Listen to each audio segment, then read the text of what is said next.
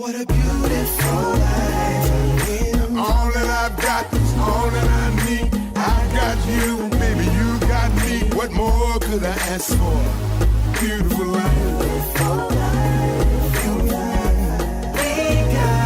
Beautiful life. Beautiful life. Welcome. This is your boy, the Real Charlemagne, back with the Brick City. Today, we got a special guest today. We got Mr. Martin Pratt. Before we get into him, I just want to introduce myself again, the Real Charlemagne. Follow me on social media platforms, Facebook, Instagram, Clubhouse, TikTok, also Twitter. And then now you go to YouTube and catch up on some of the previous shows. Today's show, once again, is sponsored by That's Good Chocolate, chocolate made with the mom's touch. That's that'sgoodchocolate.com. Place your order today. Some Easter stuff is coming up, so keep an eye on the website. You got to get the stuff for the kiddies, so definitely reach out to her. Place those orders ahead of time so you won't get caught short. Kids get mad about the candy and stuff, so definitely reach out to that'sgoodchocolate.com. All right, now what we've been waiting for, Mr. Martin, how you doing over there? I'm good. Thank you for giving me the time and the space, Charlemagne. Hey, no problem. Real Charlemagne. Hey, look, that's my birth name, man. So that's it. Hey, look, so people been asking me all my life, is that your real name? I'm like, yeah, unfortunately. my mom loved me. Tell us a little bit about yourself. I know we met on Clubhouse, so just give me a little bit about your background. Yeah, sure. So my original job or skill set is tech, and I started in tech in the 80s, right out of high school, and never went to college. Fortunately, I was blessed with timing and came into tech at a time where people were like, can you do this? Yes. Okay, good. That was it. This was like, DOS that came out on Windows, and Windows hadn't come out yet, but DOS was out, and it was a whole new. I was raised when I was in high school with Selectric typewriters. So this word processing concept, and the concept of a screen and all that. My father was fortunate. I was fortunate to have a father that was really into the Wall Street Journal. And so he read about Commodore 64. He bought me one. And then he asked me what I wanted to do with it. I explained.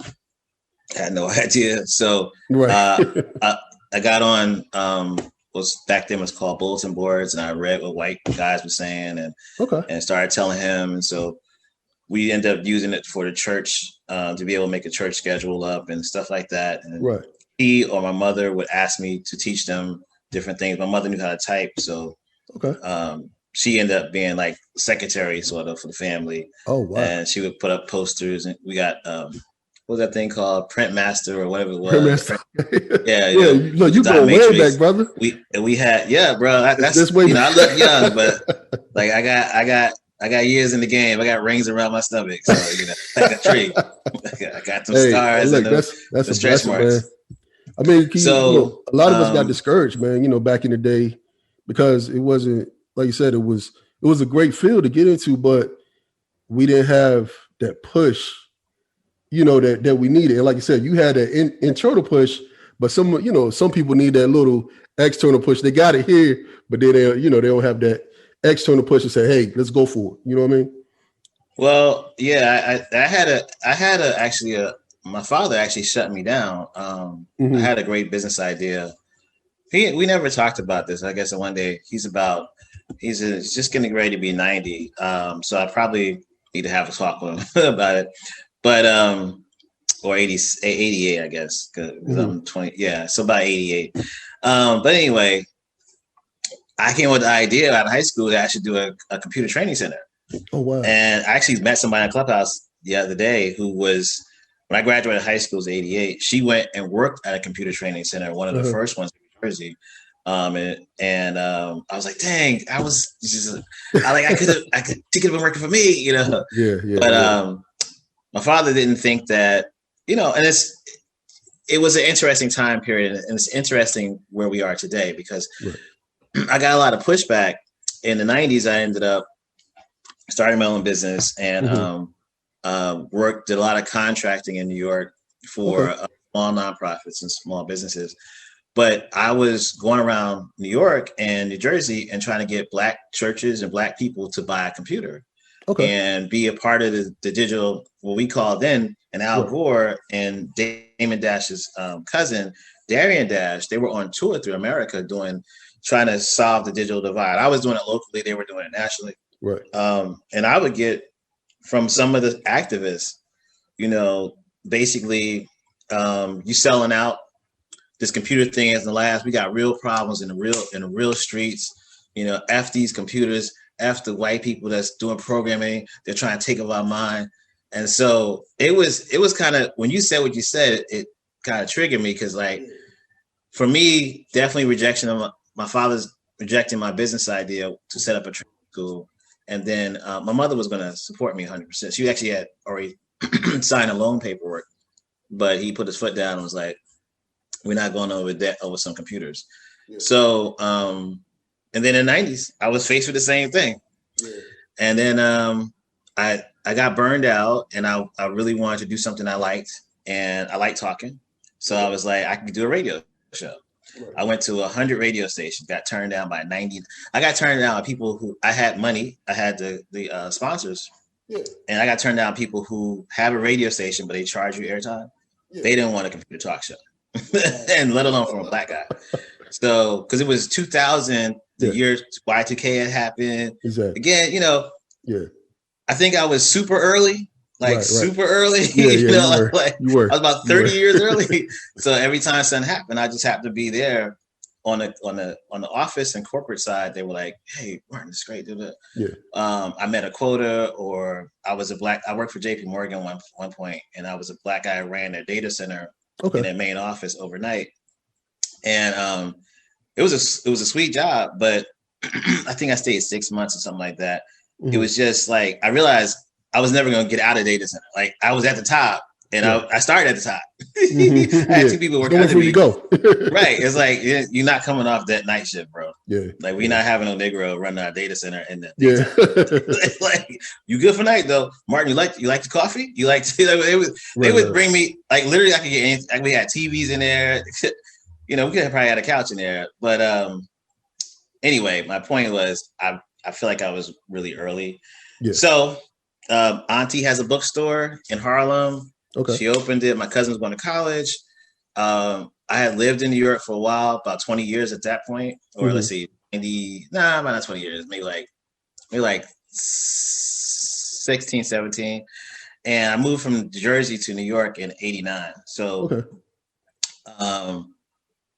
so anyway, my aunt had this bookstore, and I said, I could run the bookstore. The radio station did say yes. They were right down the street from the bookstore. Oh, wow. Okay. At City College. So I would go to I only had a show 1 hour a week, but it was Monday night. It was drive time, 7 to 8 or 6 to 7. Either we switched up sometimes.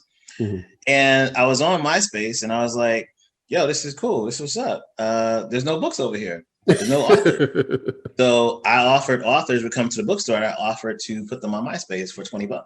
Oh. And everybody else was doing marketing for $2,000. Back then, people still trying to do that game today, but it's funny when I look at people today, I do this. I have trigger nightmares of, there's this one guy, I won't say his name, but he made a lot of money off of Black authors. He's Black himself, but he way overcharged for, nobody was doing email lists back then. Nobody was doing funnels. Right. Basically you were doing a nice looking website and also other time, what hadn't happened, PayPal hadn't happened. Google had just happened. Right. So there was no SEO, there was no search engine optimization. So if you put up a website, if there was no PayPal, iGen was the first company to come out with a prepaid debit card. When they first came out with a prepaid debit card, this is around Nextel time. And I was like, okay, I started like, Black people, prepaid debit. I need to get, and so I saw it. For most of my life, I haven't had funding. So anything I did was bootstrap, and you can only go so far when you bootstrap something. Right. And so I wasn't capitalized the right way. But what had happened in the late 90s, I did worked for a period at a place called Cocoa Bar, which was the first internet cafe in Brooklyn that Black people owned. Spike Lee, Dana Owens and her mom, which is Queen Latifah and her mom, Tracy Chapman, and Alice Walker's daughter, Rebecca Walker, where Alice Walker owned it. I mean, Alice Walker's daughter owned it, Rebecca, and her partner, Angel. But those were people I listed were investors. So I ran the internet side of the cafe. Okay. And Omar Wasu, who's the brother that created Black Planet, would come in and use our T1. We had a T1 line in 97. Okay. It was super fast. And he was still doing dial-up. And he was creating a company called New York Online from his house. So he would come in to upload stuff quicker to the internet by using that. So I started working with him on the first iteration of Black Planet. Wow. That was early 2000, right? Early 2000? Nah, it's like 98. 98? Yeah. Okay. Look, I'm from the South. Look, I was in the military around that time, so I think I remember Black Planet around early 2000 for me. I was out there in Oklahoma. Yeah. I still have my T-shirt. I pull my T-shirt out occasionally. They're relaunching it. They're relaunching it as an app. I think next month. Urban One, TV One, Radio One. They own it. So it's still 11. There's 11 million people on blackplanet.com right now. Wow. Yeah, wow. It's still kicking, actually. It's still kicking, huh? So it won't die. But so what happened for me was that I saw an opportunity for authors and Black authors to be digital. Okay. And that's what I did. I helped them get on digital with MySpace. We started the first Black book show on something called TalkShoe in 07. Urban Literary Review was the first online Black book dedicated to Black books. So when Blog Talk Radio launched, I pulled us off of TalkShoe, which was complicated. It was you dial this number and you had to go to the website at the same time you dial the number. It was just, it was hell. And with Blog Talk was like, because I was in radio, I had a board in the studio, so I knew what a board looked like. I was like, "Oh, this is a virtual board. Oh, this what's up." Like we got to get this popping. We got a call in number 2, call in 555. I was like, yes, we kick it. Yeah. And my co-host, fortunately, I've been really blessed to have Black women in my life that will look at me and say, "You're valuable. Yeah. I want to make money with you. I got this opportunity. You want to jump on board." So my business partner at the time was a DC book diva, and that's Tia. And Tia had 3 tables in DC where she would sell books, 3 different locations in DC. So she was G'ing off, and she had all the authors in the federal penitentiary. She had most of the Black authors that were writing from prison. They knew her because her brother was locked away for a while. And so she had a real connect to the streets from inside to the streets and back and forth. So that was like, I always been next to somebody who had street cred. So I was like, I'll give you the digital cred, you give me the street cred. Give me the street credit, right. Right. So we made a good go of it for about 5 years. And I pivoted to more digital marketing, general for mainstream, particularly Black media. Rolling Out Magazine tweeted to me one day in 09, July, said, "Why aren't you working for us?" And I said, "I don't have a contract, so that's why I'm not working." What are you talking about? But at that time, when I first got on Twitter, I had a name from MySpace called Culture First with a K. Nobody followed me. It was difficult trying to get followed. I was just a lot. So I was like, "This is boring. I'm not." I said, "Let me try the other name I have, which is I Love Black Women." So I spell it LUV because LOVE was West Coast Production. So the only 2 websites at the time and only 2 brands at the time that said they love Black women was me and a porn site. And that was it. So I spelled mine LUV, and I got into a lot of arguments because I was the first person to use the word Black in their Twitter name. So everything was blackity, blackity, black, and black. And I was unapologetically Black. Like what? Right. So, the bourgeoisie, we'll say, would F with me and some would not because I was the Black guy who said, "I love Black women," online. It was like too much. Right.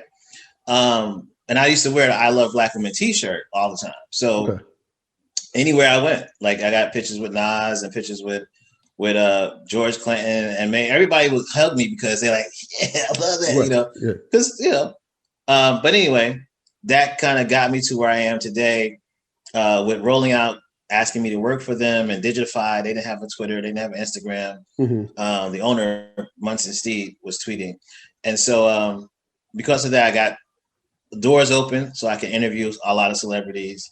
Me and Vlad were in the same room and back in the day interviewing Ludacris for some album they came out with. And this Negro, he's in a shirtless. He comes out in like his swimming trunks and it's just shirt. Hey y'all, what's up? I'm like, I gotta get out of this bitch. This is not what the I Love Black Woman brand does not need to be here in this room. I got Vlad on the side. Ludacris, yo, what's up? You know, I was like, I'm older than both of them. So I'm like, it's time for me to go. And it was a weird time because we became, in 2000, Black people online became consumers. Right. In the sense of consuming content. Up until 2000, we were making ish. So we made the brother that created domain names. The domain name was created by a brother. His name is Emmett McHenry. Okay. And he created something called Network Solutions. Okay. He had to sell the company because nobody would invest, and he sold it for $3 million. The following year, the three people he sold it to sold it for $1.4 billion. Wow. Urban Entertainment was the website that had Undercover Brother on it as an animation. Right. And then they also had this commercial that everybody knows called "What's Up." Now, Budweiser was on this website that was a portal of a bunch of short videos. Remember, this is still dial-up, so it's still 99. Yeah. The brothers that own Urban Entertainment, they G'd off with Undercover Brother and another movie they sold off of the website, and they closed the site down. A year later, YouTube comes. Literally the same layout. Wow. Nothing different. So again, and they G'd off. They're good. They've been good for years. Invested their money and stuff like that. So it's not an issue. My point is that we don't see ourselves for me, I'm looking at 3 decades of tech stuff and digital marketing. So now I feel like we're back to creating. I feel like after 2012, we started creating apps. We started creating content the right way, where we own the content. It's not on iHeart or somebody else. But anyway, so but that we actually, copyright our stuff and we own our own brands. So that's, one of the impetus for Black Book Fair online is that I want us to start this year. My goal for 2021 until 2022 is to really push reading and writing. Gotcha. We are there in digital. We're there in creating. We're actually also starting to be there in real estate. But where we're not, to some degree, is teaching, education, reading, writing. Exactly. And with COVID, we really our kids are really hurting. Because like I said, it's like if you can't read, it's tough to do anything. Right. And like you said, a lot of people be like, "Well, I have trouble in math." I said, "But you have trouble reading." Because once you get past grade school math, everything else becomes a word problem. If you can't comprehend, right, exactly, you're stuck. The interesting thing you said about that is the United States, I want to say, it's not the Department of Education, but it's another department, lists reading, I didn't know, literacy, as being able to read, comprehend, and apply. Right. So if you can read your medicine jar, you can read the words, but you don't understand that it says take 1 pill every 3 hours, you are illiterate by the United States government. So what you just said wasn't just that you said read, you said comprehend. And then if you comprehend, you're going to apply because it's like, don't touch it. You're going to, this is acid and it's going to burn your skin. You like, okay, I'm not going to touch it. So you apply what you just comprehended. Exactly. Therefore you can read or you are literate. Right. And so I think that's a big issue with us is that we are facing, I feel like, another generation. Not so much these little kids, because these little kids are coming. I call them the returning generation. They're like our grandparents who came back. They got all kind of stuff. They are positive. Like it's Yes. There was a 3-year-old. She's 4 now. But if you Google 3-year-old that's selling lemonade to feed to give the homeless women for their diapers. Yeah. If you Google her, you see a picture of this little girl carrying this big box of diapers. She got shoes on like a grandma from Selma who walks across the bridge. Like she's like this. She got her white glasses on. I'm like, who great grandmother is? Like, so my grandmother's still living. I have one grandparent left, and I have a granddaughter, and she swears my granddaughter acts like her mother. Bro. I said I'm gonna take this interview. That's crazy. Just so I can see. Like, Charlemagne said, "See, I was right." He said that they came back, and his granddaughter is one of the run the returnees. No, it's crazy. I taught millennials. It's crazy. I taught millennials for a year, and this Z's, they are nothing like millennials. They are chopping at the bits when they ask a question. Yeah. They not only want to answer the question. They're scheming on how to apply your answer. They're waiting for your answer. That's my I knew that. Yes, exactly. You got to act. Come back. So tomorrow, can we go do? Yep. You got to give him a direct answer. Like my grandson, you got to give him a direct answer. If not, he's going to ask you why. Why? And like I said, if you don't tell him what he wants to hear, he's going to ask you why, because he wants to know why is this, why is that. And like I said, yes. I was like, man, I'd be looking at him like, dude, you know, they sponges, man. it feels like there's a force that's pushing them. It doesn't feel like they're just like my mother said I was a Y baby too. Yeah. But honestly, when I think about it, I didn't want to apply the Y. Right. I just wanted to gain, and I'm still so that way. I just love having information. I love being that mofo in the room that's like, yeah, well, actually the IRS says no. Right. I just love that. Or I could just listen to people like, they're gonna make a mistake. Oh well. Yeah. Okay, so but yeah, these kids want to know why to apply. Exactly. But yeah, man. But shoot me your contact info and how the people can follow you and all that good stuff, because we run a little short on time right now. Excellent. So just put all your information out there, because I'm quite sure you're gonna catch a lot of followers from this broadcast. I hope so. So all I'll ask people to do is to go to the hashtag Black Book Fair. So we're going to be on all platforms. So TikTok, Twitter, Instagram. My account is LMJ Pratt. So L as in Larry, M as in Mary, J as in Johnny, Pratt, Pratt. But just follow the hashtag. Starting on the 22nd, we're going to do this massive content on every platform. It'll be nothing but books and authors and kid authors and young adult authors and just great massive amount of conversation around Black books and who's writing what. And please go to our website. We're going to have a 3 ways for you to leave us a question or contact us instantaneously. So if you have any problem on any platform, you see any kind of content, like, hey, wait a minute, what's that? Hey, Martin, just go to our website, blackbookfair.com, and there'll be a chat bot there for you. There'll be a way for you to leave us a voice message, and there's going to be a way for you to leave us a video message. So we're basically waiting for everybody to just tell us, like, well, I want that feedback. I want to know, well, you didn't have no books on 1947, Tuskegee Airmen. What's wrong? Hey, bro, thank you. You're right. I didn't. Yeah. And next year we will. Got you. Well, brother, like I said, man, you're a wealth of knowledge, brother. Like I said, I want to have you up here again, once. Oh, yeah. I would love to come back and hang out with the real Charlemagne. Yeah. Charlemagne follows me on Twitter. So, yeah. That's how we connected. I was hanging with the real Charlemagne. Yeah, the real Charlemagne. Where are you from? Where? North Carolina. I'm in North Carolina. Okay. See, Tar Heel. That's what's up. Oh, Mebane. Yeah, no doubt. Mebane.